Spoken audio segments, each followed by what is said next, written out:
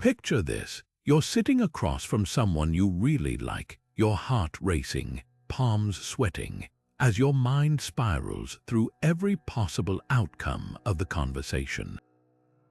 What if you say the wrong thing? What if they don't like you back? Suddenly, the moment feels less like a connection and more like a high-stakes performance where every word could make or break your chances. If that sounds familiar, you're not alone. Dating has always been messy, but in today's world, it's easy to feel like your emotions are running the show, leaving you reactive, uncertain, and far from your best self. But what if there was a way to step back, regain control, and navigate dating with clarity and confidence? That's where Stoicism comes in. This ancient philosophy, practiced by emperors and thinkers for centuries, isn't just about enduring hardship, it's about mastering your inner world so external chaos doesn't dictate your life. And when it comes to dating, that's game-changing. Imagine approaching every interaction with calm assurance, seeing rejection not as a personal failure but as redirection, and staying grounded even when emotions try to pull you off course. Stoicism teaches you how to do exactly that. It's not about suppressing feelings, it's about understanding them, channeling them, and refusing to let them hijack your decisions. In this video, we're diving into 25 powerful Stoic techniques to help you take back control of your emotional world in dating. You'll learn how to reframe nerves into excitement, detach from outcomes without losing passion, and cultivate a mindset that attracts the right connections naturally. These aren't quick fixes, they're timeless principles that reshape how you show up in relationships, whether you're swiping on apps or sitting across the table from someone who makes your pulse quicken. So if you're ready to stop feeling like your emotions are in the driver's seat and start dating with purpose, let's begin.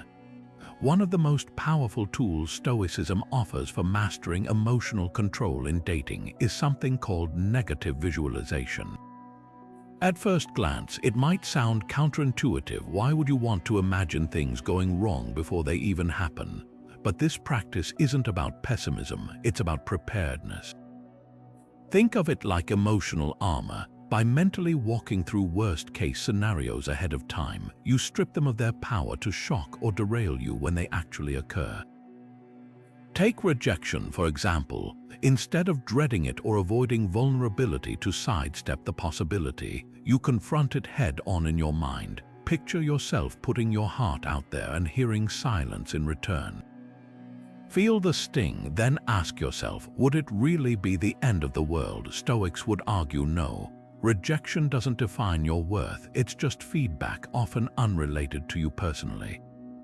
When you've already sat with that discomfort in your imagination, the real thing loses its bite. You'll respond with dignity instead of desperation. The same goes for awkward moments. Imagine showing up to a date where the conversation falls flat or the other person seems disinterested. Instead of panicking or scrambling to force a connection, you've already rehearsed staying calm. You might even laugh it off, knowing these moments are inevitable in dating. Negative visualization turns fear into familiarity. Even modern psychology backs this up. Exposure therapy works on a similar principle. Facing fears in a controlled way diminishes their grip. So next time you're nervous before a date, try this. Close your eyes and play out the scenario you're most afraid of. Then visualize yourself handling it with composure. When you open your eyes, you'll carry that resilience into the real world, not as a shield against feeling, but as a reminder that you can navigate whatever comes your way. Negative visualization isn't just a one-time exercise, it's a daily practice that builds emotional muscle over time. Think of it like mental training. Just as athletes drill basic movements until they become second nature, you can train your mind to handle dating's uncertainties with the same ease. One practical way to do this is through journaling. Set aside a few minutes each morning or evening to write down potential disappointments you might face in your dating life. Maybe it's a match who stops responding, a date that fizzles out, or even the sting of unreciprocated interest. describe these scenarios in detail, not to dwell on negativity, but to confront them with clarity. Seneca, one of Stoicism's greatest teachers, was a master of this technique. He would regularly envision the loss of his wealth, status, or even loved ones, not to torment himself, but to appreciate what he had while preparing for life's inevitable ups and downs. In his letters, he wrote, "He robs present ills of their power who has perceived their coming beforehand." Apply this wisdom to dating. By mentally rehearsing setbacks, you're not inviting them, you're disarming their emotional impact. When they happen, and they will, you'll meet them with steadiness rather than shock. Here's how to make this practice tangible. Start small. If you're nervous about an upcoming date, jot down the worst-case scenario: awkward silence, a mismatch in chemistry, or even rejection. Then outline how you'd respond with composure. Would you laugh it off, politely end the evening early? Remind yourself that one interaction doesn't define your worth. This isn't about predicting the future, it's about rehearsing your resilience. Over time, you'll notice something profound. The gap between your fears and your ability to handle them widens. What once felt paralyzing becomes manageable, even trivial. The key is consistency. Negative visualization works because it rewires your emotional reflexes. Dating will always involve unpredictability, but your reaction to it doesn't have to be unpredictable. Like Seneca, you can train yourself to meet discomfort with calm curiosity rather than panic. And the more you practice, the more you'll find that even the messiest dating moments lose their power to throw you off balance. This isn't about expecting the worst, it's about knowing you can navigate anything, freeing you to show up as your best self, no matter what happens.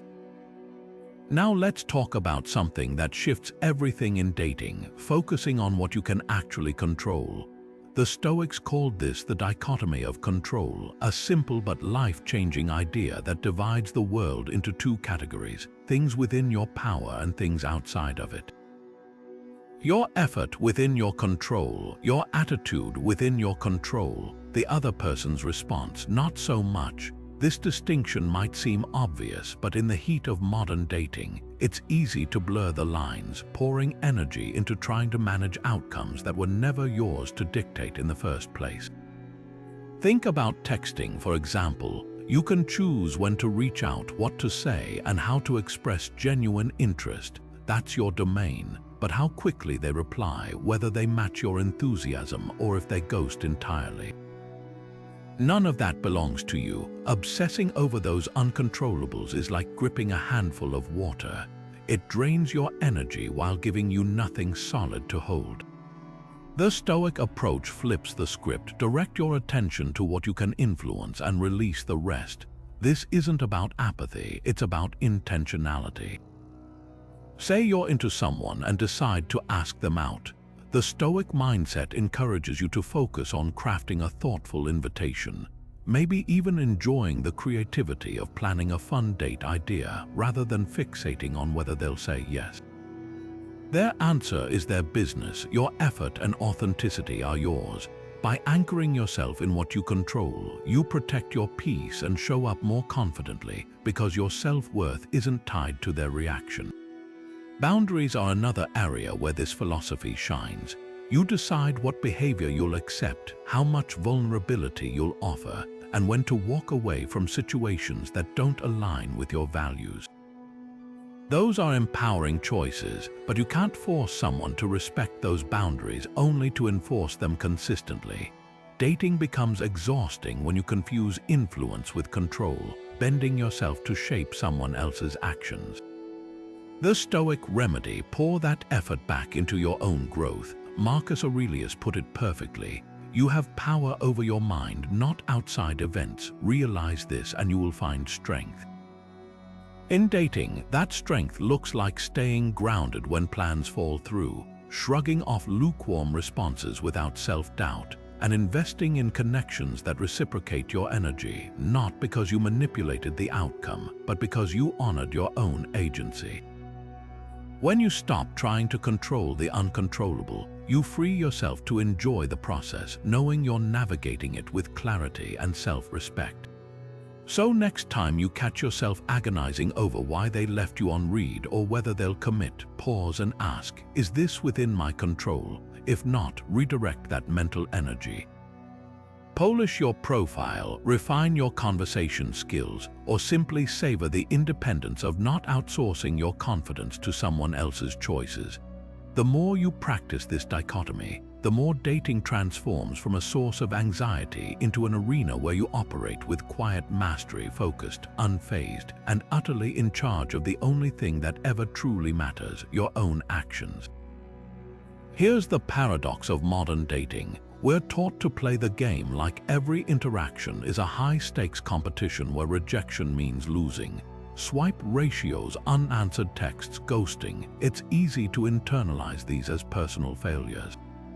But Stoicism flips that script entirely. Imagine viewing rejection not as a defeat, but as the universe's most efficient filtering system. Every no isn't a door slamming shut. It's a redirection toward what actually aligns with you. Detachment gets a bad rap. People hear stoic and think it means freezing out emotions or not caring. That's missing the point. Real stoic detachment is about caring deeply, but directing that care wisely. It's the difference between clutching a handful of sand so tightly it slips through your fingers and holding your palm open, letting the wind carry away what isn't meant to stay. In dating, this looks like pouring energy into being authentically yourself while releasing death grips on specific outcomes. Contrast that with today's dating culture, where winning often means manipulating attraction, playing hard to get, over-polishing profiles to appeal broadly, or bending into pretzels to fit someone's expectations. But what are you really winning? Short-term validation that fizzles the moment the game changes. Stoicism asks a more revealing question. Would you rather win a date or find someone who genuinely fits you? Rejection, whether it's you walking away or them, is just the mechanism that keeps mismatches from wasting your time. Think of it like sifting gold from gravel. You wouldn't begrudge the pebbles falling through the sieve. They should fall away so you're left with what's valuable. The same applies to dating. Someone's lack of interest isn't judgment, it's incompatibility revealing itself early. Marcus Aurelius wrote, "The obstacle becomes the way." Rejection is that obstacle guiding you toward better alignment. Here's where modern obsession with outcomes backfires. When you fixate on making someone like you, you mute your intuition. You ignore red flags, dismiss your own needs, and stay in lukewarm situations far too long, all because you've conflated persistence with worth.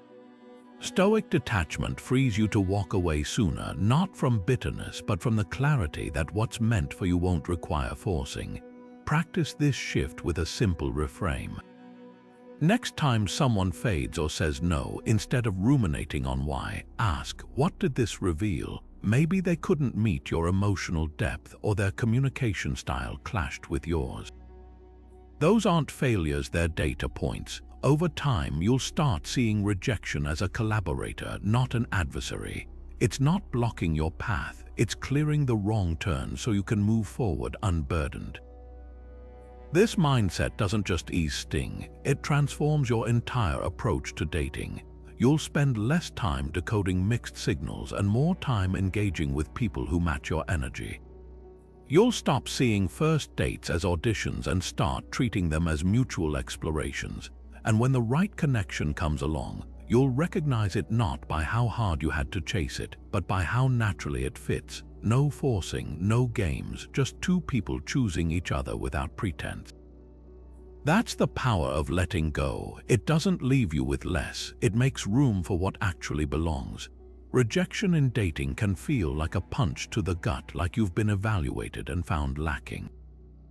But what if you could reframe that sting as something far more useful? Stoic philosopher Epictetus put it perfectly. It's not what happens, but how you interpret it. That's the key. Rejection isn't an indictment of your worth, it's information. It's the universe whispering, this wasn't the right fit, not you're unworthy of love. Think about it like this. When a key doesn't turn in a lock, you don't blame the key or the lock. they just don't align. Dating works the same way. Someone's lack of interest isn't a verdict on your value, it's a sign of mismatched grooves.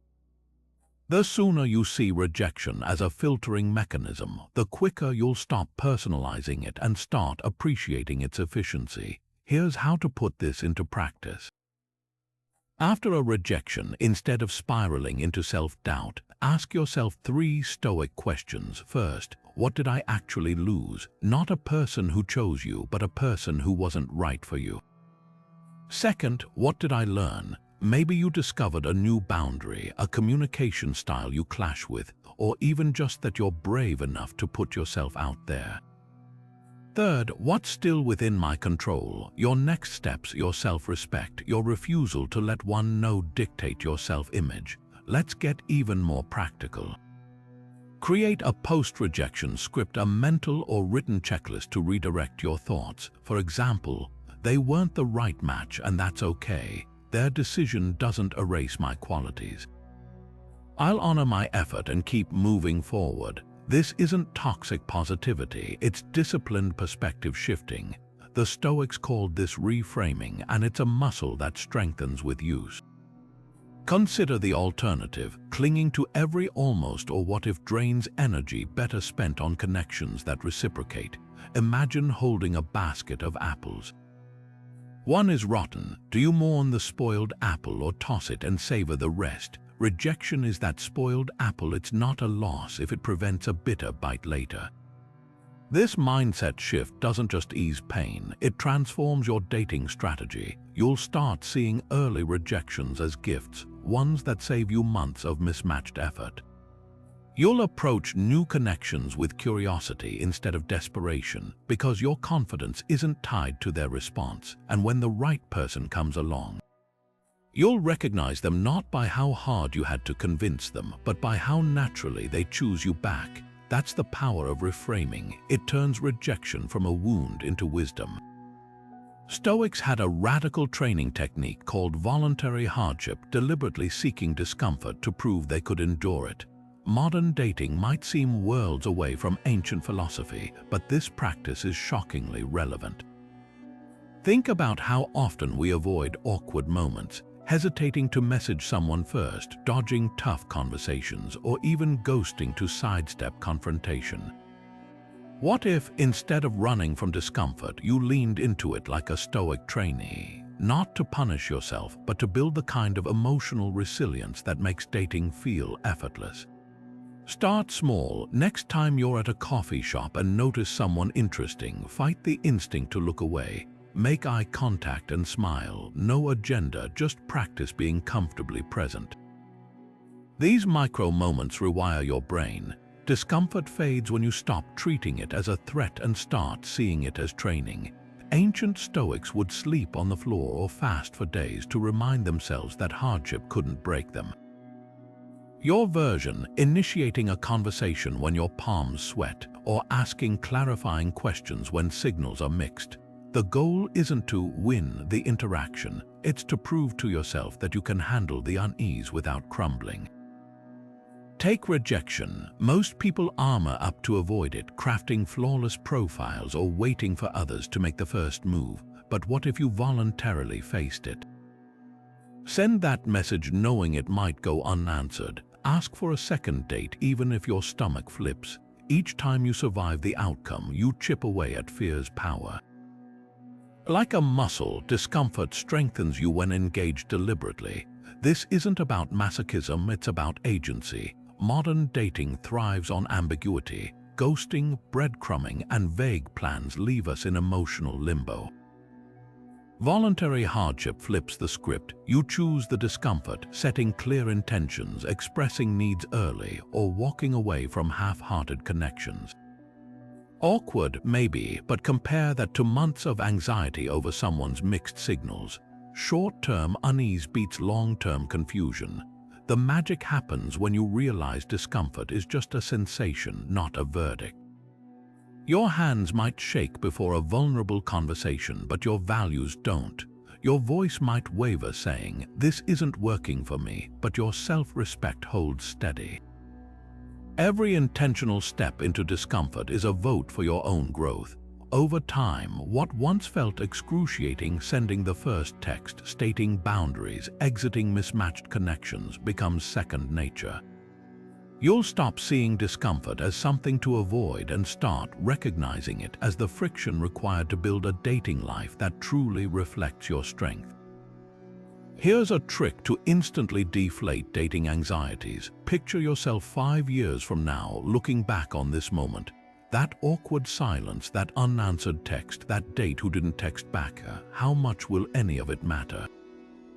Probably not at all. Marcus Aurelius called this the view from above, and it's one of the most liberating tools Stoicism offers for cutting through temporary emotions. Imagine floating high enough to see your whole life spread out beneath you, not just this week's disappointments or nerves, but the sprawling tapestry of relationships, growth, and reinventions that make up your story. Suddenly, what felt like a crisis shrinks to its true size, a fleeting moment in a much bigger journey. This isn't about dismissing your feelings, it's about contextualizing them. Think of a time years ago when you were crushed over someone who now barely crosses your mind. That's the magic of perspective. The person who feels like the one today might be a footnote in your history tomorrow, and the rejection that stings now could be the pivot point that led you to something better. The Stoics practiced this zoomed-out view to remind themselves that most of what we agonize over is ephemeral, including dating dramas. Try this exercise next time you're spiraling. Close your eyes and fast forward. See yourself years from now, surrounded by the life you've built. Maybe you're with someone who loves you deeply, or maybe you're thriving on your own. From that vantage point, ask, did this setback alter my trajectory, or did it simply redirect me toward what was meant to be? Odds are, you'll realize how little power a single interaction has to define your long-term happiness. Marcus Aurelius wrote, "Think of the universe as one living being and how all things work together." That cosmic perspective is especially potent in dating. When you're stuck in the weeds of who liked your message or why plans fell through, it's easy to forget that every mismatch, every awkward coffee date, is just part of a larger unfolding. The right connections find their way when the timing aligns, not because you dissected every text for hidden meaning. Practical tip: keep a zoom-out reminder handy. It could be a note on your phone, 5 years from now, this won't haunt me, or a mental snapshot of your future self shaking their head with a fond smile at how much weight you gave to small things. Dating isn't about controlling every step, it's about trusting the path even when it twists unexpectedly. The view from above doesn't just shrink problems, it reveals opportunities. That ghosting, space for someone better, that fizzled spark, practice in graceful exits. Here's the paradox: the less you cling to immediate outcomes, the more space you create for serendipity. When you stop treating every swipe or date as a make-or-break moment, you show up lighter, more authentically yourself, and that's often exactly when the right people notice. The Stoics knew this secret well. What feels like chaos up close is just a small piece of a much grander design. So breathe deep, zoom out, and let the bigger picture put today's worries in their place. There's a reason Stoics like Marcus Aurelius left behind volumes of personal journals. Writing isn't just record keeping, it's emotional alchemy. When dating feels like riding a roller coaster of nerves and overanalysis, putting pen to paper becomes your anchor. Think of journaling as a nightly debrief where you untangle the knots of your mind before they tighten into insecurities. Start with this simple prompt: what irrational fear drove me today? Maybe you hesitated to text someone first, terrified of seeming needy. Or perhaps you concocted elaborate theories about why they took hours to reply, convinced it meant disinterest. Writing these fears down does something remarkable. It exposes their absurdity. The moment you see "I panicked because they used a period instead of an exclamation point," you'll realize how much mental real estate you've surrendered to fiction. But Stoic journaling goes deeper than venting. Try this evening ritual. Divide your page into 2 columns. On the left, list the dating scenarios that triggered you: ghosting, awkward silences, perceived rejection. On the right, channel your inner philosopher with responses grounded in reason. For example, "They cancelled last minute" might be countered with "I control only my own reliability." Their actions reflect their priorities, not my worth. This isn't just positive thinking, it's cognitive restructuring. You're training your brain to replace knee-jerk emotions with measured perspective. Morning pages can be just as powerful. Before swiping or scheduling dates, ask, "What's my intention today? Are you seeking validation or genuine connection?"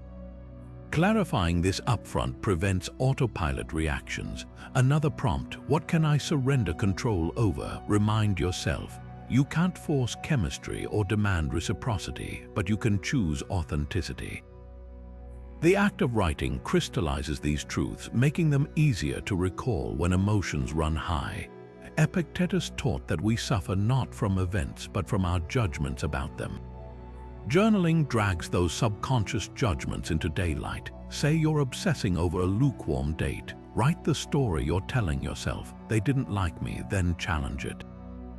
Could they just have been tired? Might your personalities simply not mesh? Suddenly, the narrative loses its grip. Make it tactile. Studies show handwriting engages the brain differently than typing, slowing you down enough to process feelings fully. Keep your journal by your bed and spend just 5 minutes each night unpacking the day's emotional debris. Over time, you'll spot patterns. Maybe you catastrophize when bored or misinterpret silence as rejection. Awareness is the first step to rewriting those scripts. The beauty of this practice, it transforms dating from a series of reactions into a laboratory for self-mastery. Those jitters before a first date, they're data points, not dictators. That post-date over-analysis, now fodder for reflection, not rumination. Your journal becomes a mirror showing not just who you're dating, but how you're showing up and where you're still letting fear call the shots. End each entry with a Stoic question. Did I live according to my values today? Not did they like me, but did I act with integrity? That subtle shift, from seeking external approval to honoring internal principles, changes everything. The right connections will resonate with that authenticity. The rest will fall away, leaving you not with fewer options but better ones. So tonight, before you dissect their last text for hidden meaning, dissect your own mind first. The answers you need aren't in their words, they're in yours, waiting patiently on the page. Ever hit send on a heated message and instantly regretted it?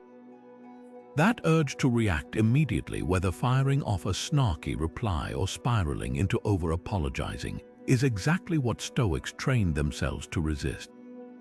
They called it the discipline of assent, the crucial gap between stimulus and response where your power actually lies. Here's how to harness it in dating. When a text triggers you, maybe they took forever to reply or cancelled last minute. Your first instinct isn't your only option. Pause, literally count to 10. This isn't about suppressing emotions. It's about creating space to choose your behavior rather than being hijacked by heat of the moment impulses. History offers striking examples. Roman Emperor Marcus Aurelius faced constant provocations, betrayals, wars, even his own temper. His journals reveal a man constantly reminding himself, "You don't have to turn this into anything." The thing itself doesn't impose its meaning. Imagine applying that to dating. When someone's vague message sends your mind racing, that pause lets you decide, will I invent drama or wait for clarity? Ancient Stoics like Cato trained in deliberate delay. During debates, he'd intentionally pause before speaking, proving that silence isn't weakness, it's mastery.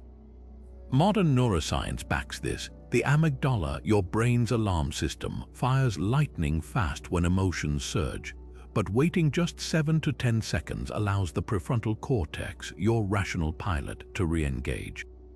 Ever noticed how a text draft seems cringy hours later? That's your amygdala no longer drowning out reason. To build this reflex, try a 2-step pause protocol. First, physically set your phone down after reading something jarring. Second, ask, what's the most generous interpretation here? Maybe their cold tone just means they're busy. Maybe plans fell through for legitimate reasons. The pause isn't passivity, it's the difference between reacting to a story you've invented and responding to reality. Practice with low-stakes scenarios first. If a match takes hours to reply, notice the itch to double text, then wait. Observe how the urgency fades when you don't feed it. Over time, you'll rewire your dating reflexes. Instead of mirroring mixed signals or matching pettiness, you'll respond with intention. And here's the paradox: restraint often earns more respect than rapid-fire reactions. Like a chess player thinking 3 moves ahead, that pause transforms dating from reactive to strategic. The next time your gut screams to lash out or over-explain, channel Epictetus. No one is master of another's will. Their actions belong to them, your composure belongs to you. That tiny gap between trigger and action, that's where emotional control is won, not in avoiding feelings, but in refusing to let them dictate your behavior. Master that, and you'll navigate dating's chaos not as a participant, but as a philosopher. Imagine standing at a crossroads in your dating life. One path shaped by fleeting emotions and societal pressures, the other paved with unwavering principles that align with your deepest values. This is the power of defining your dating virtues, a Stoic practice that transforms haphazard romantic encounters into intentional journeys. The ancient Stoics didn't leave their character to chance. They crafted personal codes of conduct, what Marcus Aurelius called his inner citadel. In dating, this means identifying the virtues you refuse to compromise on, whether it's honesty that cuts through mind games, courage to express needs early, or kindness that extends even when rejection stings. Modern dating often feels like navigating a carnival, flashing lights, loud distractions, and pressure to play games to win. But what if you stepped off that chaotic ride and chose instead to operate by a compass of your own making? Start by listing 3 to 4 core virtues. For example, integrity, saying what you mean without manipulation; equanimity, staying grounded amid highs and lows; and discernment, recognizing when to walk away. These become your non-negotiables, the pillars that hold you steady when emotions or external pressures try to sway you. Contrast this with today's common traps: ghosting to avoid discomfort, breadcrumbing to keep options open, or mirroring someone's energy just to stay in favor. These aren't just bad habits, they're failures of virtue. The Stoic antidote: let your virtues dictate actions, not moods or fears. If honesty is a pillar, you'll communicate clearly instead of fading away. If courage is central, you'll ask for clarity rather than tolerating ambiguity. Virtues act as guardrails, ensuring you don't lose yourself in the chase for connection. Here's how to put this into practice. Before your next date or interaction, pause and ask, which of my virtues does this situation call for? Maybe it's patience with someone opening up slowly, or self-respect to exit a one-sided dynamic. Virtues aren't abstract, they're tools. For instance, kindness doesn't mean people-pleasing. It could look like gently ending things with someone you're not compatible with, sparing them false hope. History offers a striking example in Seneca's letters to his friend Lucilius. He advised, "For a single purpose must you be prepared, to live in harmony with your own guiding principles." Apply this to dating. When you're tempted to play coy to seem more aloof, your virtue of authenticity intervenes. When fear whispers to settle for half-hearted attention, your commitment to self-respect speaks louder. Over time, these choices compound into a reputation not just among potential partners, but within yourself as someone who dates with purpose, the beauty of a virtue-based approach. It filters connections effortlessly. People who align with your values will resonate, those who don't will naturally fall away. You'll spend less time decoding mixed signals and more time engaging with those who appreciate your clarity. And when challenges arise, because they will, your virtues become the script you return to. No more overthinking how to respond. The question becomes, what would the best version of me do? That's the Stoic secret. Dating isn't about finding the right person. It's about becoming the right person, one virtuous choice at a time. There's a radical idea at the heart of Stoicism that changes everything about how we experience dating's ups and downs. Amor Fati, the love of fate. It's not just accepting what happens, it's embracing it, believing that every twist, even the painful ones, holds value. Nietzsche, who built on this Stoic principle, put it best: "My formula for greatness in a human being is amor fati, that one wants nothing to be different, not forward, not backward, not in all eternity." Imagine applying that fiery embrace to your dating life. The ghosting that stung, a lesson in detachment; the spark that fizzled, a reminder of what you truly want. Amor Fati transforms setbacks into stepping stones by refusing to see any experience as wasted. Consider how we typically react to dating disappointments. We ruminate on how things should have gone, replay conversations searching for missteps, or drown in regrets about missed opportunities. Amor Fati interrupts that spiral with a revolutionary question: what if this outcome, exactly as it unfolded, was necessary for your growth? The Stoics believed fate wasn't random, it was a curriculum tailored to strengthen you. When you start viewing mismatches not as failures but as assignments, their power to derail you dissolves. Take ghosting, for instance, the modern dating plague. Most people internalize it as rejection, but Amor Fati reframes it as a masterclass in emotional sovereignty. That silence, it's teaching you to anchor your worth internally, not in someone else's responsiveness, the person who walked away without explanation.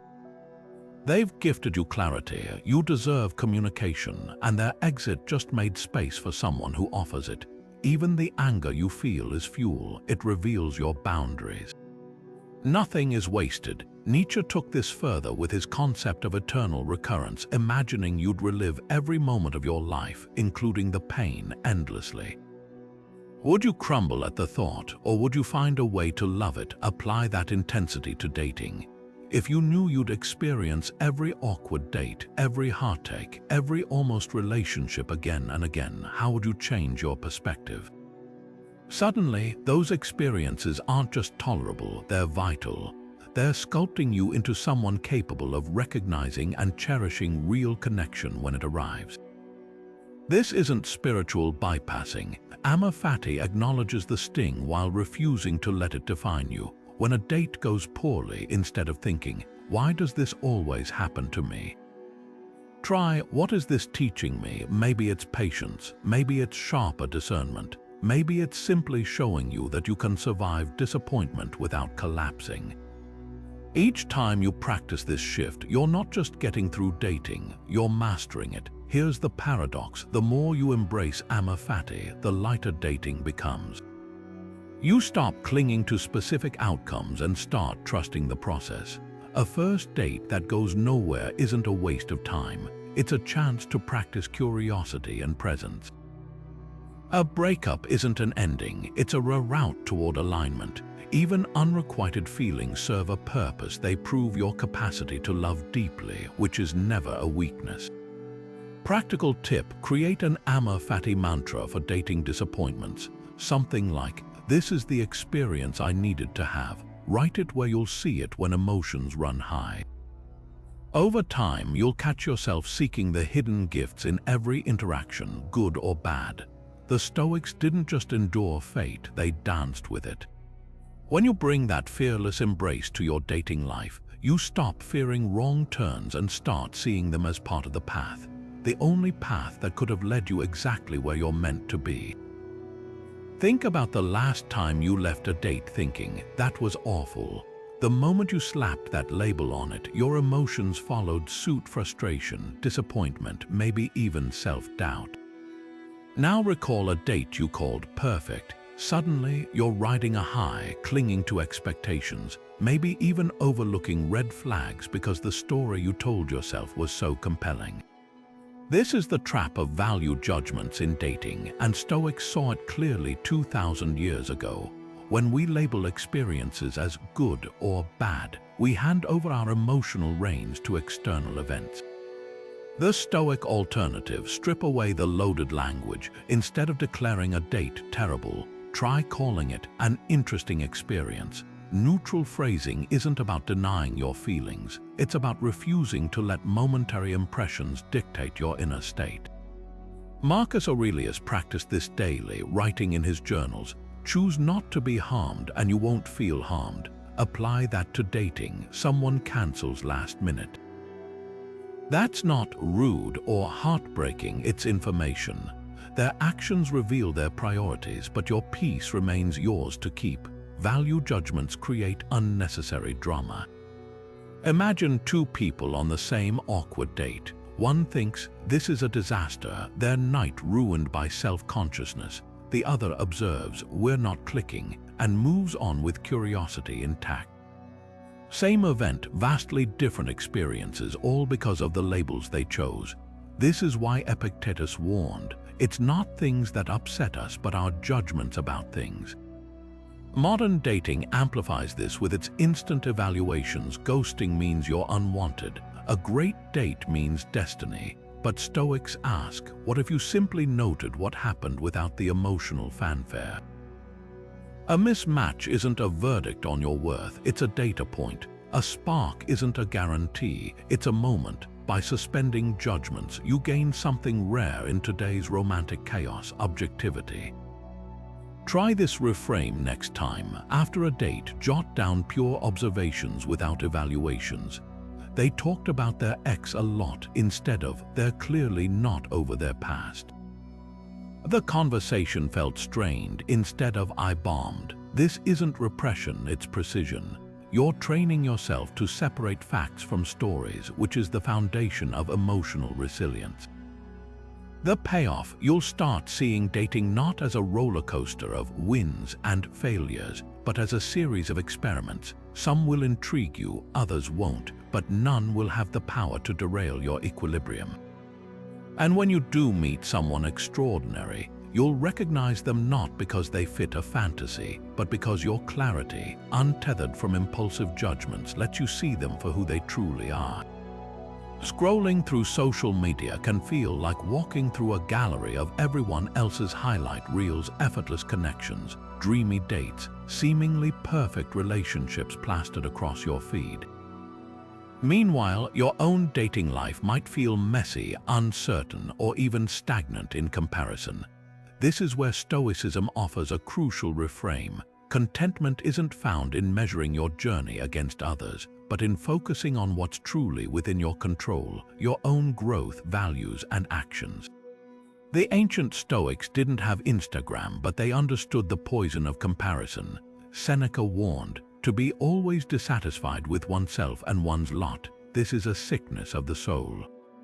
When you constantly measure your real, unfiltered experiences against someone else's curated snapshots, you're not just consuming content, you're consuming discontent.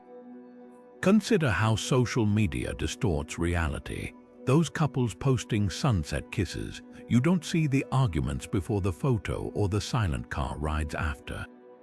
Those perfect matches on dating apps, algorithms show you only the glossy surface, not the ghosting, miscommunications, or unmet expectations lurking beneath.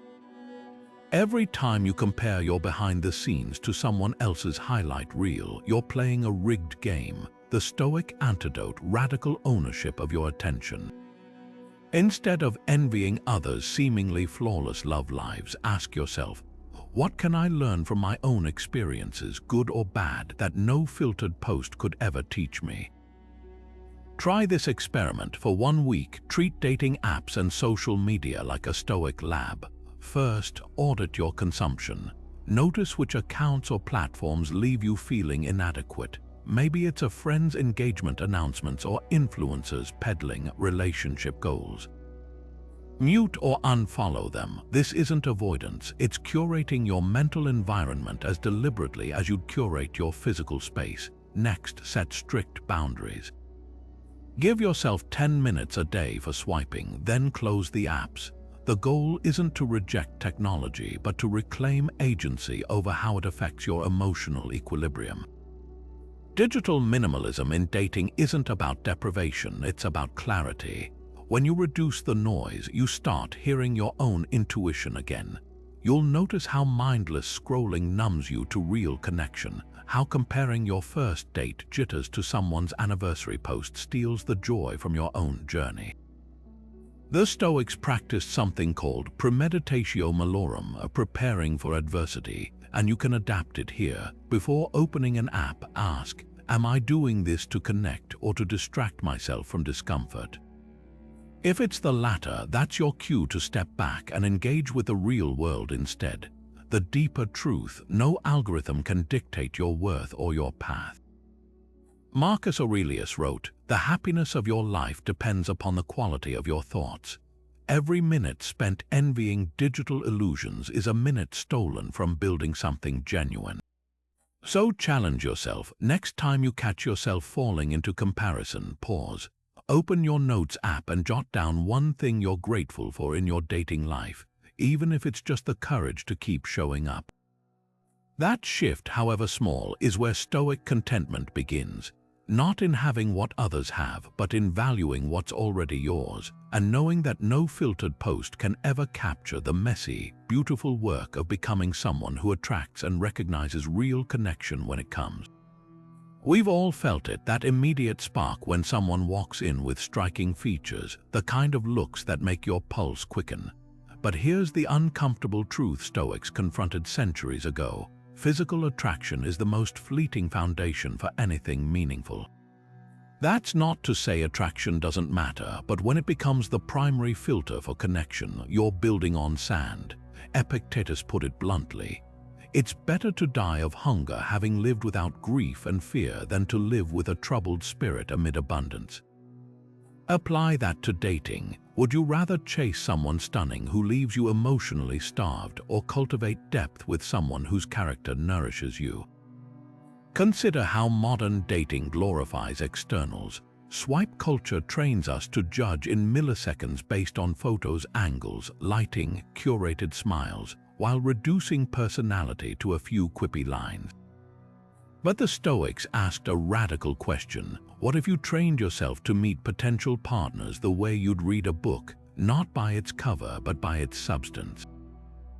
This isn't about dismissing attraction, it's about recalibrating its weight. Imagine two dating profiles, one with a flawless face but vapid prompts, the other with average photos but thoughtful reflections on kindness and curiosity. Which promises the richer connection? History offers a striking example in Zeno, the founder of Stoicism. He famously said, "Better to trip with the feet than with the tongue." In dating terms, stumbling over your words from nervous excitement matters less than stumbling into shallow judgments. Challenge yourself to notice the difference between "this person is aesthetically pleasing" and "this person inspires me." The first is passive admiration. The second is active recognition of qualities that endure long after youth fades. Practical exercise. Next time you're swiping or scrolling, pause on profiles that don't immediately dazzle visually but showcase intelligence, humor, or integrity. Read their answers fully. Notice any resistance. That's your conditioning kicking in. Then ask the Stoic question. What's truly essential here? A jawline can't console you during hard times. Six-pack abs won't remember your favorite childhood story. Those are externals, and as Marcus Aurelius wrote, the things you think about determine the quality of your mind. Fill your mental space with admiration for resilience over cheekbones, and watch your attraction patterns evolve. Social science confirms this shift. Studies on long-term relationships show that while physical attraction ignites initial interest, emotional safety, and shared values fuel lasting bonds. The Stoics took this further. By practicing indifference to looks, you're not lowering standards, you're elevating them. You're choosing partners who don't just catch your eye but steady your soul. Try a week-long experiment. For 7 days, commit to messaging people based solely on their words, not their photos. Notice how conversations unfold when first impressions aren't anchored in appearances. You might discover a refreshing clarity, an ability to hear someone's essence without the static of superficial judgments. Here's the paradox: when you stop prioritizing looks, you often find yourself more attracted to people. Not because their appearance changes, but because your perception deepens. The curve of their smile becomes meaningful when you know it follows acts of generosity. Their eyes hold more magnetism when you've seen them light up discussing passions. This is Stoic indifference in action, not erasing attraction, but putting it in its proper place as seasoning, not the main course. And when you do meet someone who aligns with your values, you'll experience a different kind of thrill. The quiet awe of realizing their beauty isn't something time can diminish. Dating tests your discipline in ways you might not expect, especially when old flames resurface or someone new sparks a tempting distraction. This is where Stoic premeditation becomes your secret weapon. Instead of waiting until emotions cloud your judgment, you prepare for these moments in advance, like a general anticipating battle.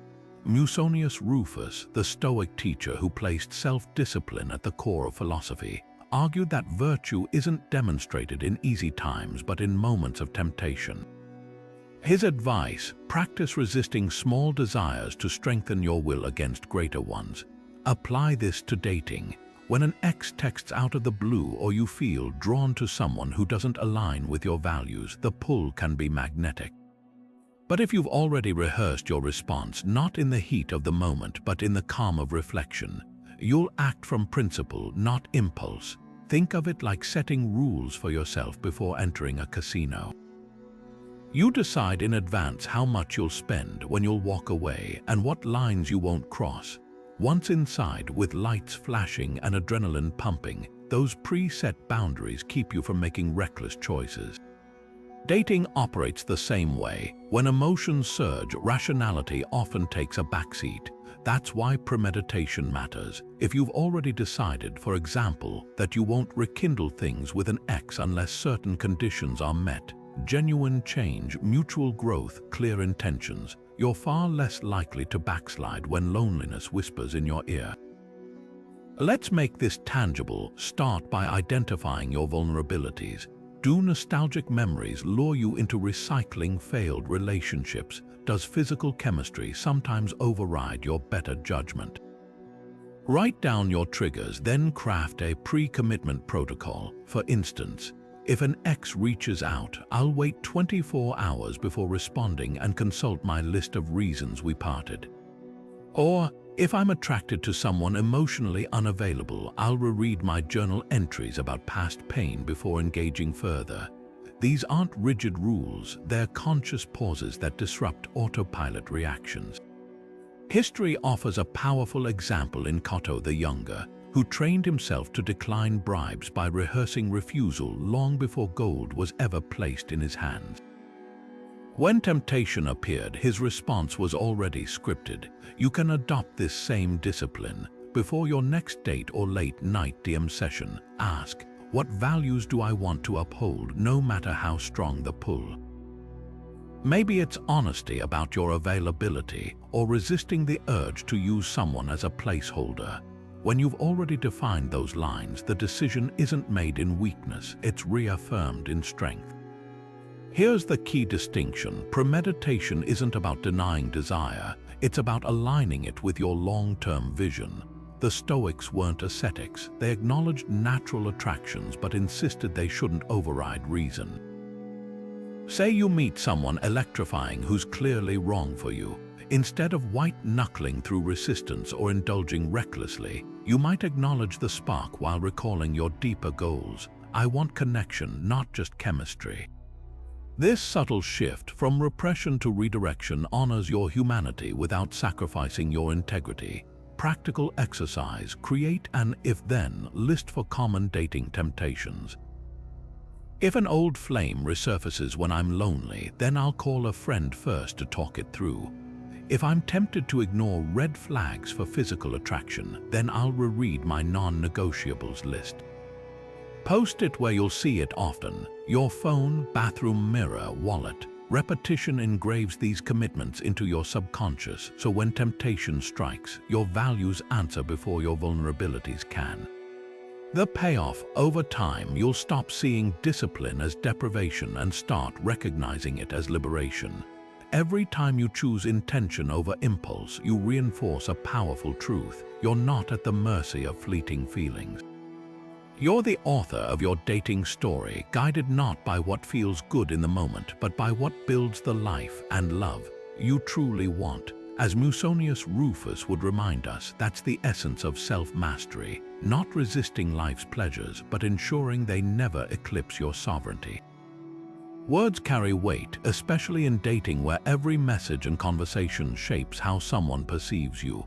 The Stoics understood this deeply. They prized speech not as a tool for flattery or manipulation, but as a reflection of character. Seneca wrote, "Speech is the mirror of the soul. As a man speaks, so he is." Imagine applying that clarity to your dating life. Instead of crafting messages designed to impress or playing games to seem mysterious, what if every word you spoke, whether in a profile or across the table, was deliberate, honest, and free from pretense? This is the power of Stoic communication, cutting through noise to reveal substance. Take dating profiles. Most overflow with generic tropes: "I love travel and adventures, looking for my partner in crime." These aren't inherently bad, but they rarely convey who you truly are. Stoic brevity challenges you to distill your essence. Instead of listing hobbies, share a single line that reveals your values. "I believe the best conversations happen over shared silence." Or, more interested in depth than destinations. This isn't about being cryptic. It's about inviting the right people to lean in while letting others pass. Marcus Aurelius's journals exemplify this. His writing is sparse yet profound, each sentence carrying weight. Your profile can do the same by replacing quantity with quality.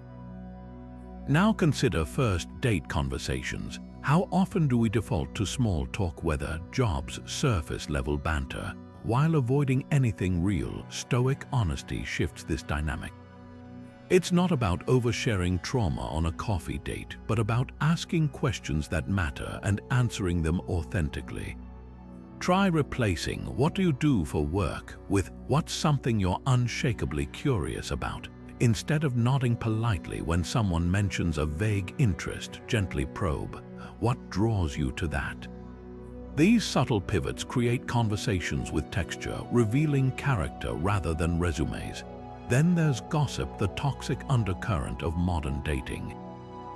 Complaining about exes, dissecting friends' relationships, or judging strangers' profiles might feel like bonding, but the Stoics saw it as soul pollution. Epictetus warned, "Don't waste time arguing about what a good person should be one." Gossip drains energy better spent on self-improvement. Next time you're tempted to vent about a bad date in a group chat, pause. Ask yourself, does this serve my growth or just my frustration? Redirect that energy into journaling or a walk. The more you prune idle talk, the more space you create for meaningful connection. Role-playing makes these principles tangible. Try this exercise. Write a dating profile in just 3 sentences, then refine it to 1. Notice what stays. Those are your core truths. For conversations, practice with a friend. Set a timer for 5 minutes and discuss only substantial topics: values, fears, aspirations. No weather, no filler. You'll quickly see how brevity and honesty cut through facades. The beauty of Stoic communication is its efficiency. Every word serves a purpose, every silence carries meaning. When you strip away performance, you attract people who value the same authenticity. No more decoding mixed signals or deciphering profiles, just clear, intentional exchanges that either spark something real or reveal incompatibility early.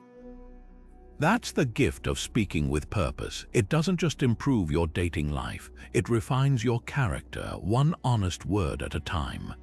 Solitude often gets a bad rap in modern dating culture, portrayed as something to escape, a temporary state while you wait for the right person to fill the void. But Stoicism flips that script entirely. Marcus Aurelius, one of history's most powerful men, didn't view solitude as emptiness. He saw it as fertile ground for self-mastery. In his private journals, he wrote, "Nowhere can man find a quieter or more untroubled retreat than in his own soul." That's not the musing of someone lonely, it's the insight of someone who understood that being alone isn't lack, it's preparation. Think of it like this: if you can't enjoy your own company, why would anyone else's satisfy you? Solitude isn't just time between relationships, it's where you build the foundation for healthier ones. Consider how we typically frame singlehood. Social media bombards us with engagement rings and anniversary posts, subtly reinforcing the idea that solo life is somehow incomplete.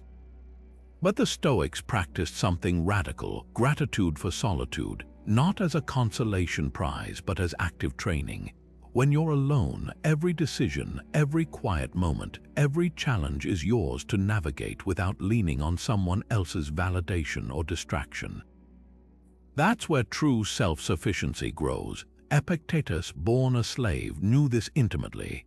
He taught that freedom isn't found in external circumstances like having a partner, but in your ability to be content with yourself, regardless of relationship status. Here's how to reframe your alone time as Stoic training. Start by auditing your solitude habits. Do you fill every quiet moment with scrolling, podcasts, or reaching out to others just to avoid being with your thoughts? That's resistance. Instead, try what Marcus Aurelius did. Schedule deliberate solitude. Sit with a notebook for 10 minutes each morning. No phone, no distractions, and simply observe your mind. Notice the impulses to check messages or plan dates. Those urges reveal your dependencies. The goal isn't to judge them, but to loosen their grip. History offers a powerful example in Seneca's letters. He praised his friend Serenus for embracing periods of solitude to examine his character.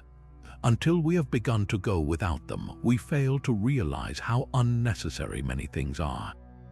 Apply that to dating. Until you've sat with solitude, you might not realize how much you've tied your self-worth to having someone's attention. Voluntary solitude strips away those false dependencies. Make it practical. Next time you're alone on a Friday night, resist the itch to swipe just to fill the silence. Instead, cook yourself a meal you love, revisit an old hobby, or take a walk without headphones.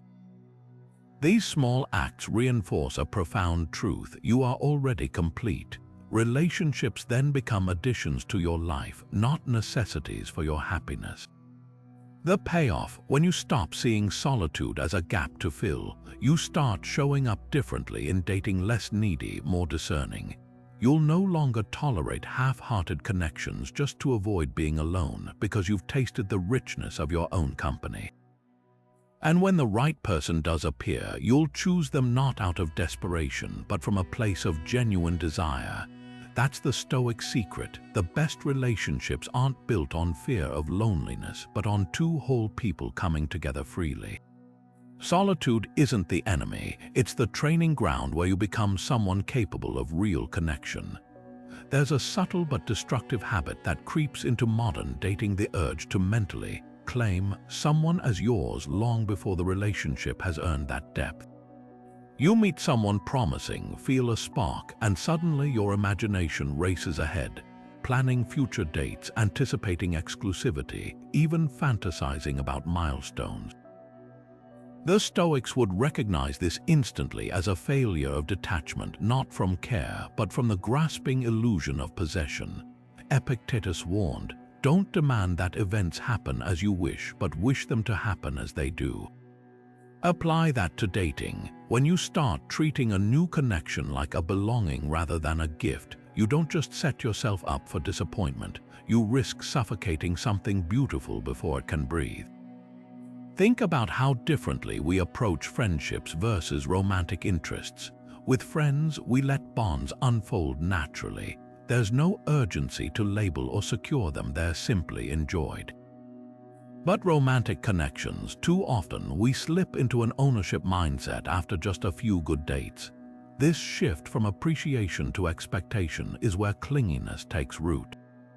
The Stoic antidote is simple but profound. Treat every relationship, especially in its early stages, as if it were a wild bird resting in your hands. Grip too tightly and you crush what you admire. Hold with open palms and it may choose to stay.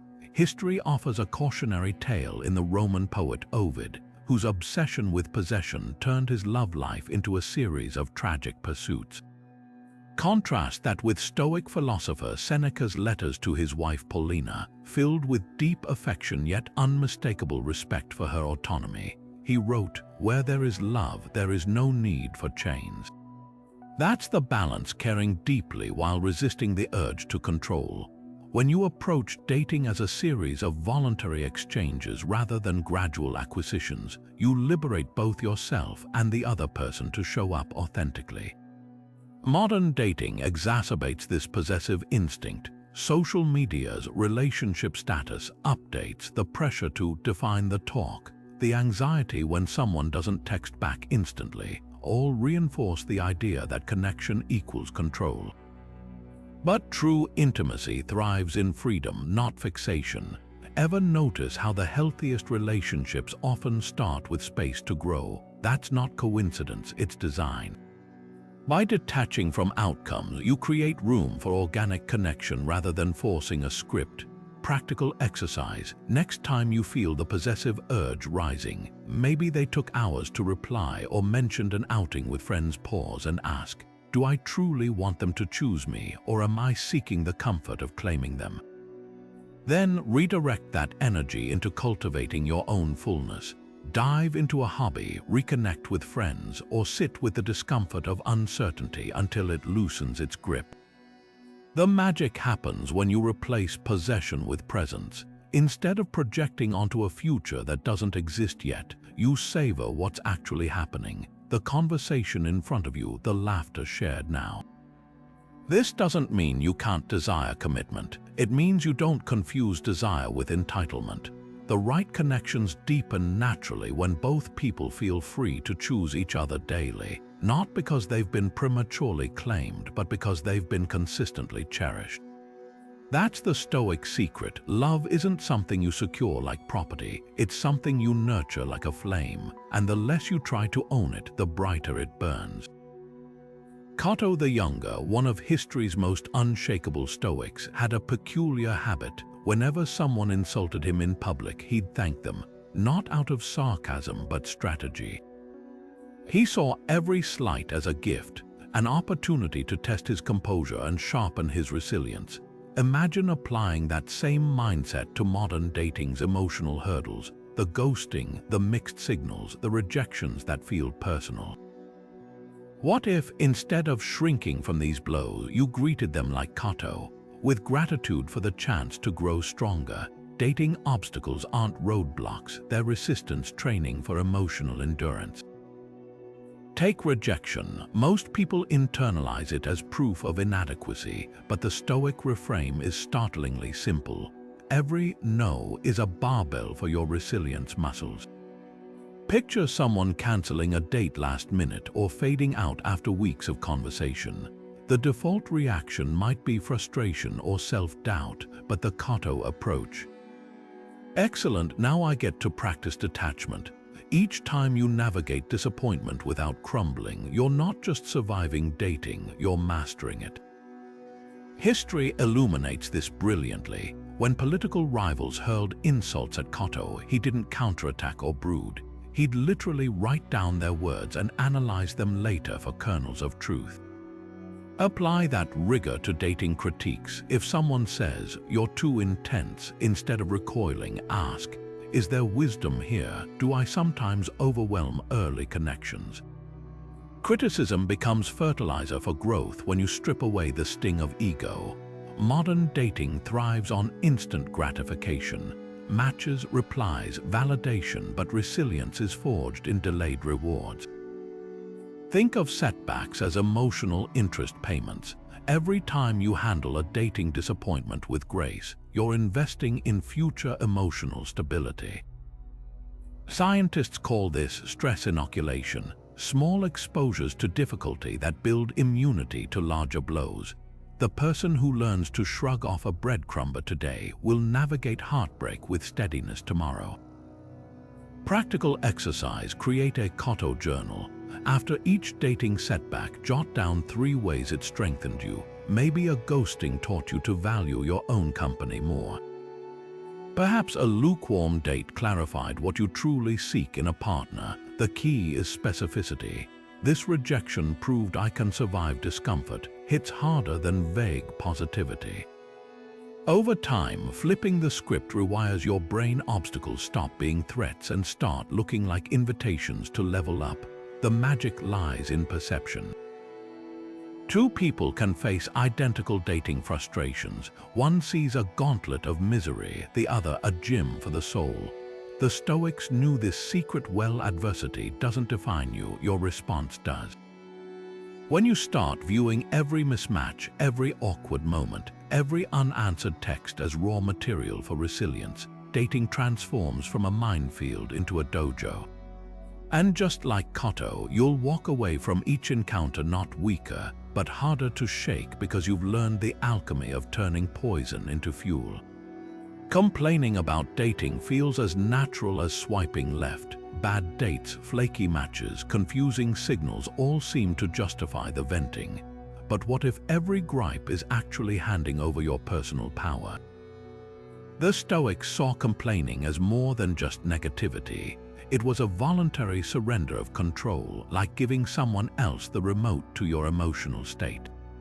Epictetus put it bluntly: what upsets people is not things themselves, but their judgments about these things. That text that went unanswered, it's not the silence that stings, it's the story you wrap around it.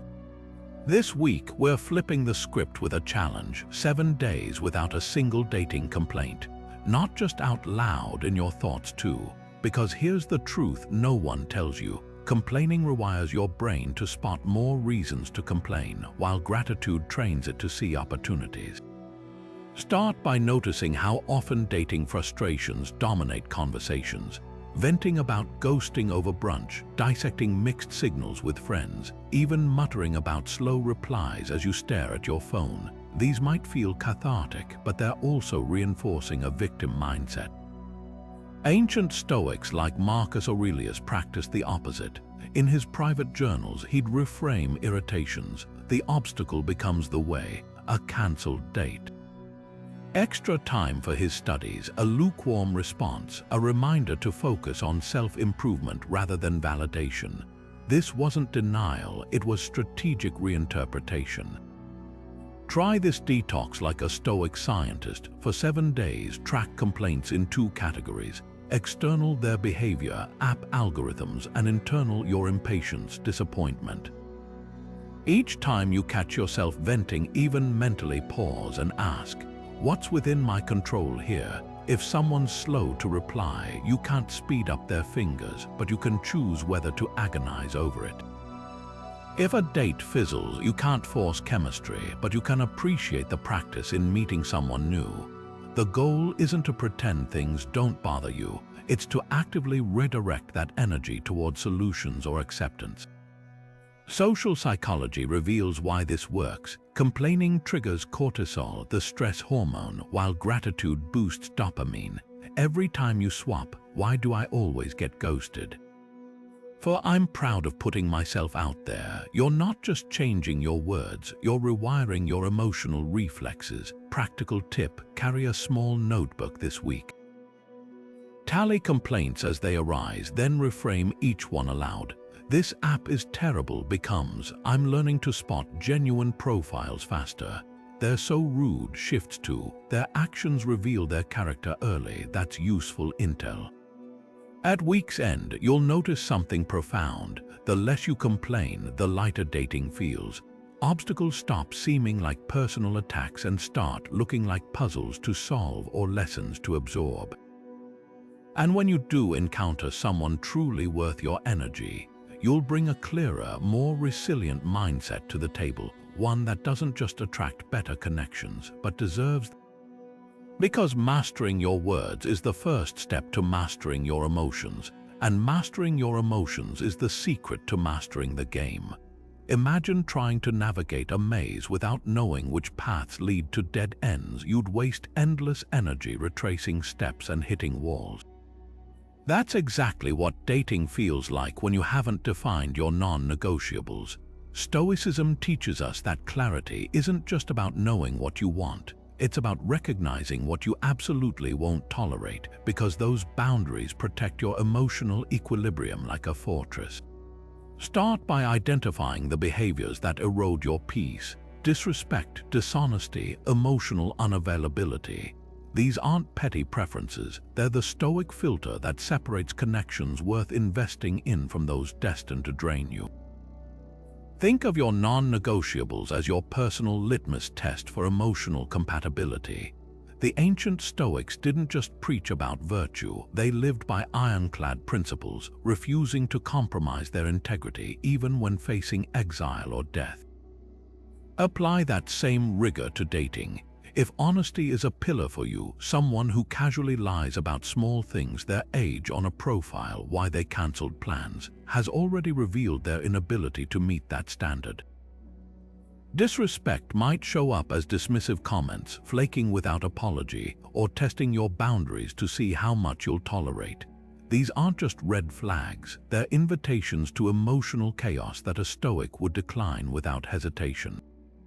Here's how to make this practical. Grab a notebook and divide your page into 2 columns: core values and instant deal breakers.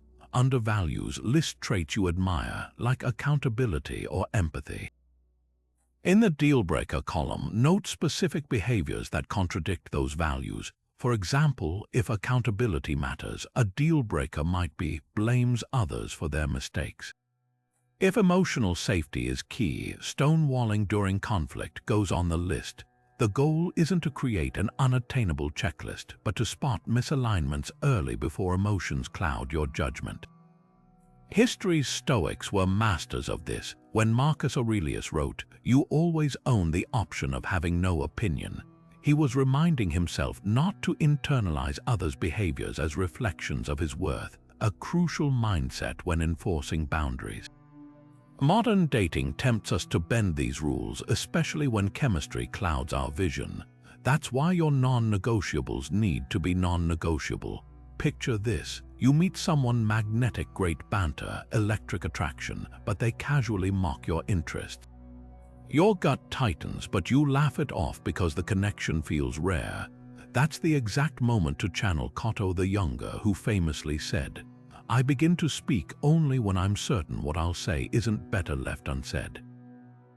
In dating terms, you walk away not because you're rigid, but because you refuse to auction off your self-respect for potential.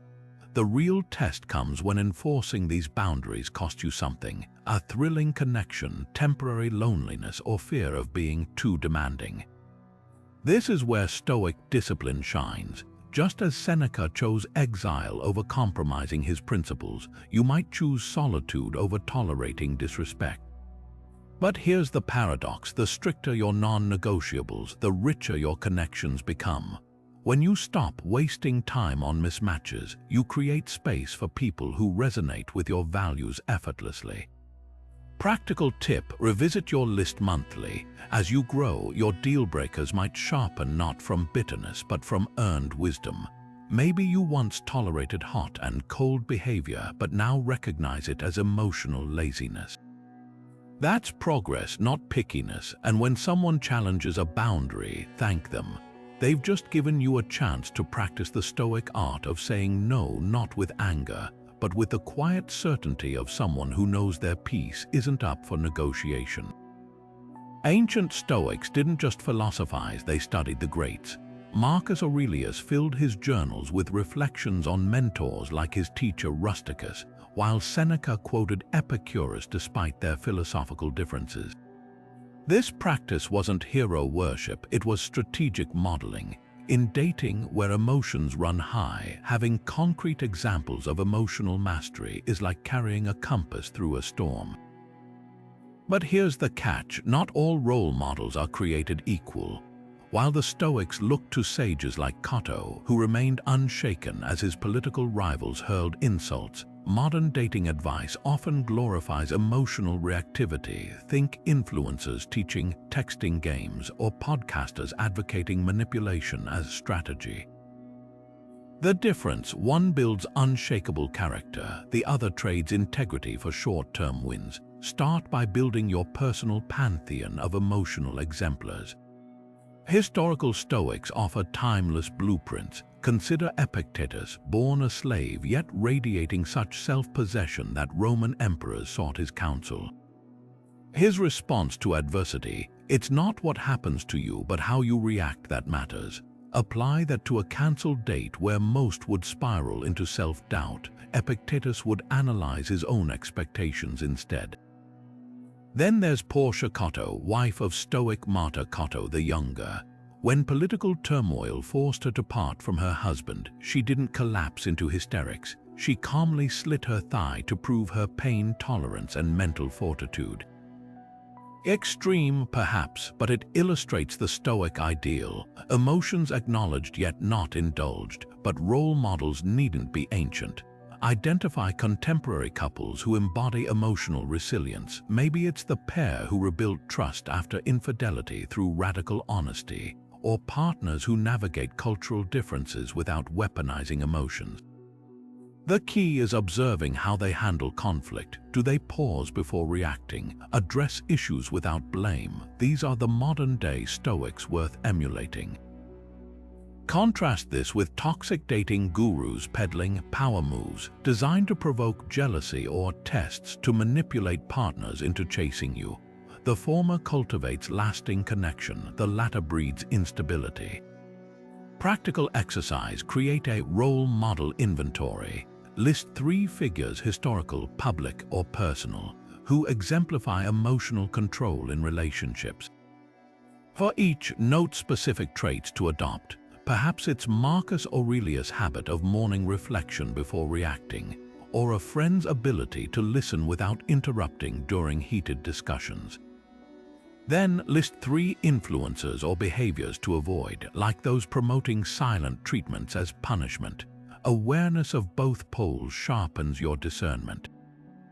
The magic of studying role models lies in neuroplasticity, your brain's ability to rewire itself through observation. Psychologists call this vicarious learning.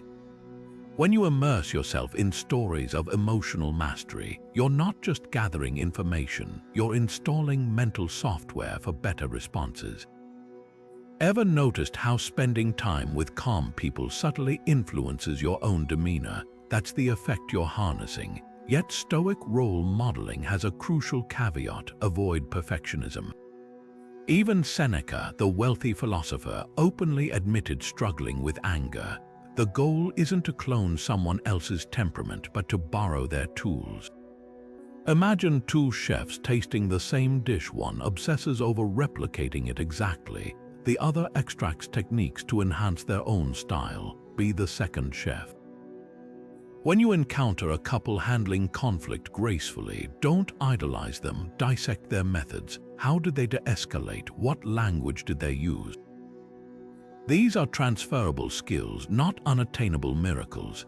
In an era where dating advice often prioritizes tactics over character, your role model choices become sacred. They're the quiet architects shaping not just how you date, but who you become in the process.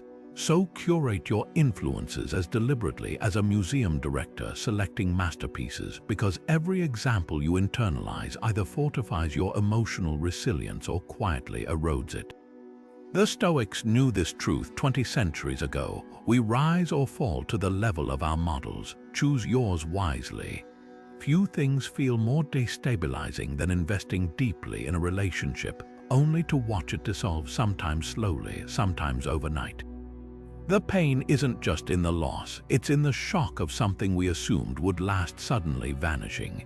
This is why the Stoics practiced a radical form of emotional preparedness, meditating on impermanence long before heartbreak struck. Epictetus captured it perfectly when he said, "When you kiss your child, your wife, your friend, remind yourself that you're kissing a mortal. In this way, you won't be disturbed when they're taken from you. Apply that to dating. What if you could love fully while holding space for the truth that nothing, no matter how beautiful, is guaranteed to last? This isn't pessimism, it's emotional clarity. Imagine holding a delicate glass ornament. If you clutch it too tightly, terrified of dropping it, you're too tense to appreciate its beauty. But if you hold it gently, aware of its fragility, you admire it without crushing it. Relationships work the same way. The more you white-knuckle a connection, the more you suffocate its natural flow. Stoic acceptance of impermanence isn't about distancing yourself from love, it's about engaging with it more honestly. Consider how we typically approach relationships. Early on, we spin fantasies, imagining future vacations, shared homes, even growing old together. These projections aren't inherently harmful, but when they harden into expectations, they set the stage for suffering. The Stoic alternative: replace forever with for now. This subtle shift changes everything. Enjoy the present laughter, the late-night conversations, the warmth of connection without burdening them with demands for permanence they may not be meant to bear. History offers a poignant example in the love letters between Stoic teacher Seneca and his wife Paulina. Their writings brim with affection, yet Seneca repeatedly reminded himself and her of life's transience. This wasn't morbid, it was liberating. By acknowledging that every moment together might be their last, they loved more attentively. Modern psychology echoes this. Couples who practice temporal awareness report greater relationship satisfaction because they prioritize what truly matters. Practical exercise: each morning as you sip your coffee or scroll through messages from someone you care about, pause. Silently acknowledge, this may not last. Feel the weight of that truth, then let it deepen your appreciation rather than diminish it. When you stop taking presence for granted, you start showing up differently, more present, less possessive. The real test comes when change arrives. Breakups, even mutual ones, hurt, but the Stoic whose rehearsed impermanence navigates them with a steadier hand. They grieve, yes, but without the crippling disbelief of how could this happen, because they knew it could, not as a certainty, but as a possibility woven into the fabric of all human connections. Here's the paradox: by preparing for endings, you enhance the journey, like savoring a sunset precisely because it's fleeting, or cherishing a concert knowing the music will fade.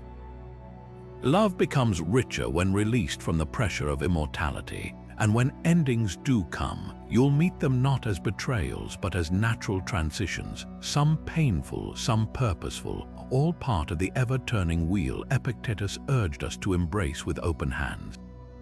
Silence is one of the most underrated tools in dating, not the awkward kind that stretches too long, but the intentional pause that creates space for real connection.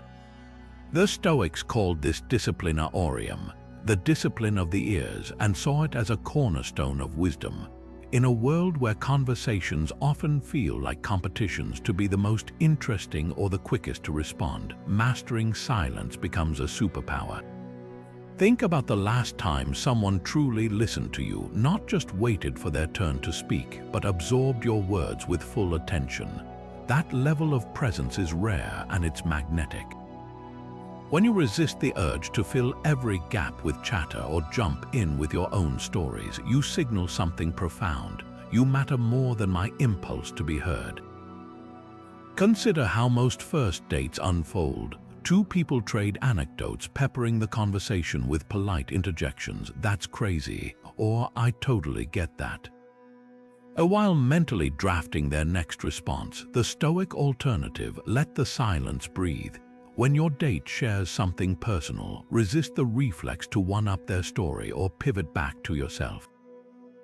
Instead, ask a follow-up question that digs deeper. What did that experience teach you? Or how did that shape who you are now? This shifts the dynamic from performative to exploratory. You're no longer two resumes interviewing each other. You're collaborators uncovering layers of a shared moment. Epictetus, who trained his students in the art of measured speech, warned, "We have two ears and one mouth so that we can listen twice as much as we speak."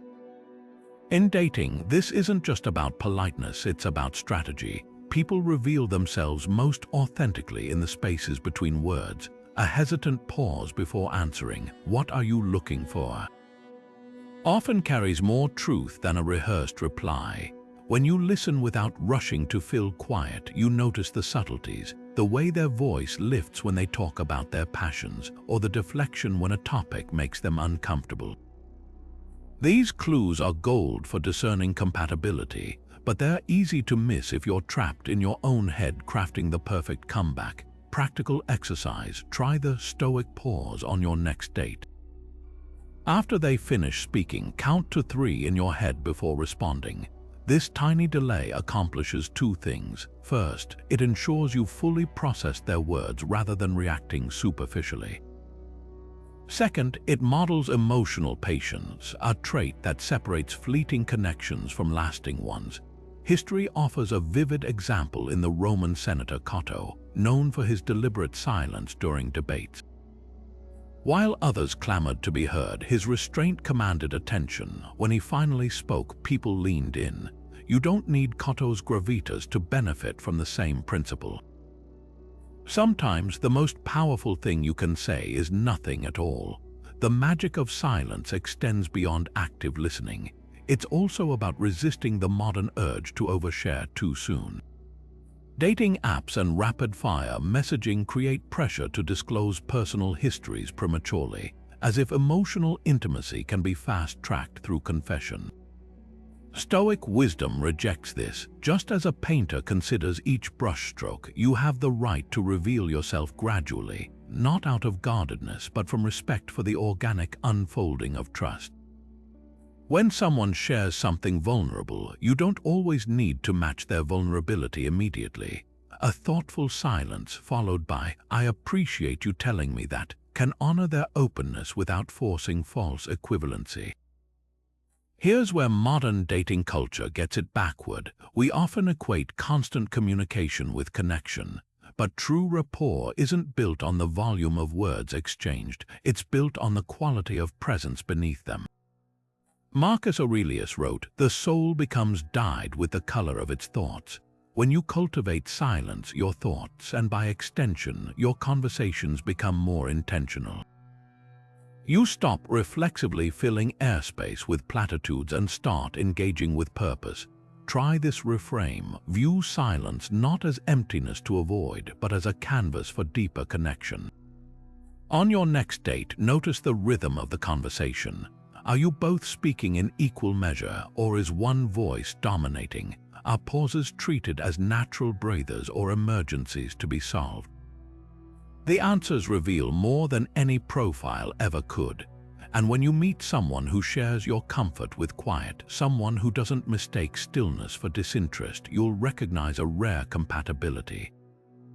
Not the kind that shouts, but the kind that listens, waits, and truly hears. That's the Stoic art of silence, not withholding, but inviting. Not silencing yourself, but making space for something more meaningful than noise. Every dating horror story follows the same arc: the awful first date where they talked only about themselves, the sudden ghosting after months of connection, the betrayal that left you questioning your judgment.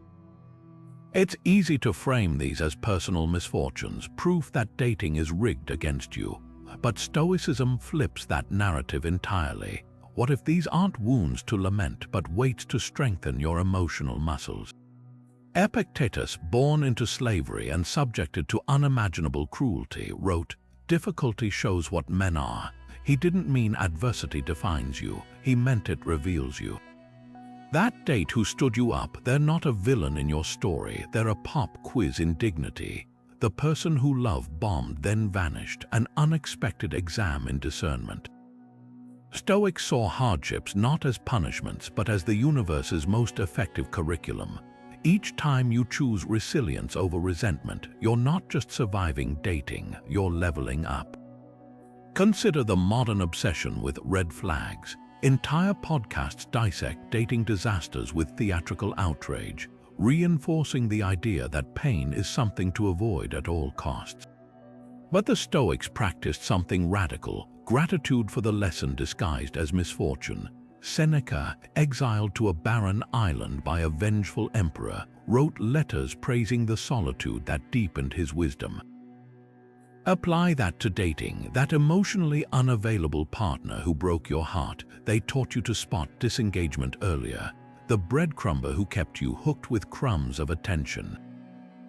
They trained you to demand full meals. Every disappointment holds a syllabus if you're willing to enroll. Here's how to operationalize this shift. After a dating setback, replace, "Why does this keep happening to me?" with "What's being asked of me here?" Maybe it's patience, maybe it's stronger boundaries, maybe it's simply the courage to walk away sooner. Marcus Aurelius kept a journal to process his challenges. You can do the same. Create 2 columns, what happened and what it revealed. Under the first, stick to facts, they cancelled last minute. Under the second, mine for growth, I learned I value reliability. Next time, I'll see this as incompatibility, not personal rejection. History offers a masterclass in this mindset with the Stoic philosopher Zeno. After losing everything in a shipwreck, he wandered into a bookstore, discovered philosophy, and rebuilt his life with such wisdom that crowds followed him in the streets. His greatest loss became his legacy. Your dating shipwrecks won't make you a famous philosopher, but they can forge something equally valuable: unshakable self-trust. That time you ignored red flags, now you recognize them at 50 paces. That moment you begged for crumbs, now you know you deserve the whole loaf. The magic lies in agency. Victimhood whispers, "This happened to me." Stoicism replies, "This happened and I choose how to meet it." When you start viewing every bad date, every faded connection, every betrayal as a character-building simulation, something shifts. You stop collecting horror stories and start collecting diplomas. The pain doesn't disappear, but its purpose becomes clear, not to break you, but to build the kind of person no fleeting disappointment can break. So next time dating leaves you bruised, ask the Stoic question, "What's being forged in me right now?" The answer might just surprise you. Resilience isn't the absence of wounds, it's the wisdom to see them as the birthplace of something stronger. Passion in dating feels like drinking fine wine. The initial rush is intoxicating, but without moderation, it leaves you disoriented and regretful. The Stoics weren't against desire, they warned against letting it eclipse reason. Seneca, in his letters to Lucilius, compared unchecked emotions to a chariot pulled by wild horses, thrilling until it veers off course. Early-stage dating is where this balance matters most. That giddy excitement when you meet someone promising, it's natural. But when infatuation starts drafting future wedding vows after 2 dates, reason needs to take the reins. Consider how modern dating encourages extremes. Love bombers shower affection to create false intimacy, while avoidant types mistake emotional restraint for strength. The Stoic middle path: temper enthusiasm with intentional pause. When you feel that urge to text obsessively or plan months ahead, channel Seneca's advice: wait before you leap. Not to suppress joy, but to ground it in reality. Ask yourself, do I truly know this person, or am I intoxicated by potential? That 3-second gap between feeling and action is where wisdom lies. History offers a vivid lesson in Antony and Cleopatra, a whirlwind of passion that toppled empires. Contrast that with Seneca's own marriage to Paulina, described as a harbor of mutual respect. The difference wasn't depth of feeling, but whether emotion steered the ship or merely powered its sails. Practical application: let passion color your connection, not dictate it. Enjoy the butterflies, but keep one foot firmly planted in the present. Instead of fantasizing about shared holidays, notice how they treat the waiter. Replace daydreams with data. Here's the paradox: balanced enthusiasm actually deepens attraction. Desperation repels, self-possession intrigues. When you're fully present rather than projecting onto the future, you become someone worth knowing, not just someone seeking validation. Marcus Aurelius meditated daily on impermanence, not to dampen joy, but to sharpen his appreciation for what was real. Apply that to dating. Savor the laughter, the chemistry, the connection without fast-forwarding to milestones that may never come. Try this Stoic checkpoint system. After each interaction, rate your emotional temperature on a scale from 1 indifferent to 10 consumed. If you hit 7 or above, institute a 24-hour reflection period before any major decisions, sending a sentimental gift, defining the relationship, or rearranging your schedule for them. Use that time to journal. What evidence do I have that this connection is solid? Not hopes, not potential, evidence. The magic happens when passion and reason collaborate. One fuels the exploration, the other navigates. Like a gardener who enjoys blossoms but trusts roots, you'll find the relationships that endure aren't those that burned hottest at the start, but those that grew steadily in truth. As Seneca wrote, "Time discovers truth. Give yours the space to do its work." Breaking up well is a lost art, especially when modern dating makes ghosting and slow fades the default exit strategies. But consider this: how a relationship ends reveals more about your character than how it began. Stoics like Epictetus didn't just preach about virtue in theory. They lived it at life's messiest crossroads, proving that dignity isn't about staying, but about how you leave. Whether it's a months-long relationship winding down or a promising connection that simply loses its spark, scripting a graceful exit, it isn't just kindness to the other person, it's a testament to your own integrity. Think of emotional endings like ancient Rome's honorable surrenders. When a general like Scipio Africanus conceded defeat, he did so with poise, no blame, no theatrics, just clear-eyed acknowledgement that the battle was over. Apply that same clarity to fading relationships. The impulse to ghost or fabricate excuses often stems from discomfort, not malice. But Stoic wisdom asks, what's more uncomfortable, a brief, honest conversation now, or the lingering guilt of cowardice later? Even a simple, "I've realized we're not aligned long-term, and I want to respect us both by being upfront," honors the connection far more than silence. This isn't about crafting the perfect breakup script. It's about rejecting the toxic belief that closure requires mutual agreement or that you're obligated to stay until the other person is ready to let go. Marcus Aurelius wrote, "It's not events that disturb people, but their judgments about them." When you end things with transparency, you're not responsible for how the other person interprets your choice, only for ensuring you made it with respect. Practical tip: write your exit statement before emotions hijack your resolve. Structure it like a Stoic triad. Acknowledge the good. "I've really valued our time together." State the truth simply, "But I don't feel the deeper compatibility I'm looking for." And close with warmth, "I truly wish you the best." No apologies for your feelings, no sugarcoating, no false hope. Like a surgeon's clean incision, this approach minimizes collateral damage. Modern dating often confuses victory with persistence, as if staying in a dying relationship proves your commitment. But the Stoics measured victory differently, by whether you acted in alignment with your principles. Cato the Younger chose to take his own life rather than surrender to Julius Caesar's tyranny, not because he welcomed death, but because living without his ideals was worse.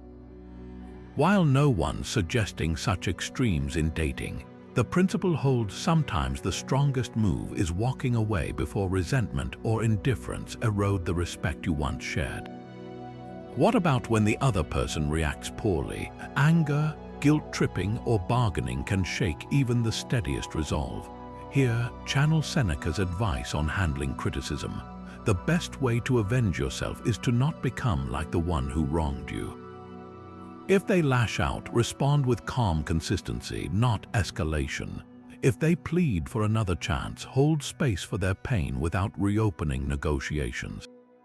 Like a tree standing firm in a storm, your stability gives them nothing to push against. And when nostalgia tempts you to revisit a closed chapter, reread your own breakup notes. Remind yourself why you chose honor over convenience. The Stoics weren't against emotion, they simply refused to let it override their commitment to truth. As Epictetus put it, first say to yourself what you would be, then do what you have to do. Every dignified ending plants seeds for a wiser beginning.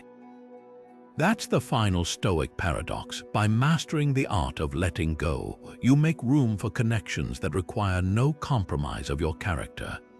We've covered 25 powerful Stoic techniques for mastering emotional control in dating. From negative visualization to disciplined listening, from reframing rejection to embracing solitude.